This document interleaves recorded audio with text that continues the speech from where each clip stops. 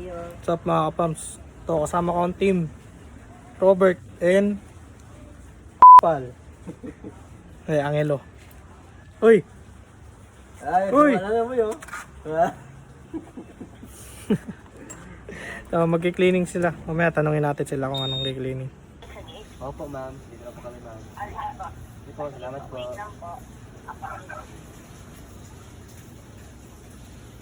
Ganun boy, ganun magsagot ng customer boy. Hindi yung labag! Labag!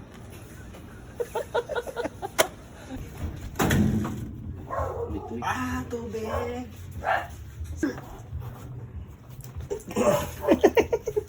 Jelly na. What's up mga ka-farms? Nandito kami ngayon sa Barangay Bagbag. Kung saan kasama ko ang team, Robert and Angelo. Anong gawain nyo ngayon, pre? Paring Angelo. Cleaning kami ng isang window type. Yun lang ba? Opo, isang po. Ito, umabo na. Pabago-bago yung weather ngayon. Parang kayo na umulan. Parang kayo. Aray ko! Aray ko! Ayan. Bilis lang to. Isang window type lang. Pero ang dumi oh. Pakita ko sa inyo mamaya. Pre, kamusta naman buhay mo pre? Robert? Okay lang pre, buhay pa rin. So, galing pa kaming Malabon eh. Tapos habol na pa yung ulan. Buhay pa rin. Buhay pa rin. Patikas ang ating mga technician. Ano sa critical? Medyo critical lang kasi mamatay yata kaming araw ah. Start na sila, guys.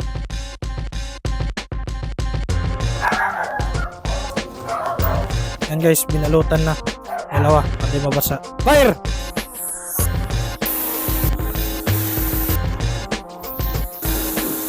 Yun, may bibigay sa inyong tip si Angelo sa pag-maintenance ng window, ng mga aircon. Ano masabi mo pre sa mga customer natin? Every 2 weeks, kailangan yung linisan to kasi nakaka-epekto to sa lamig ng aircon. Pagparado.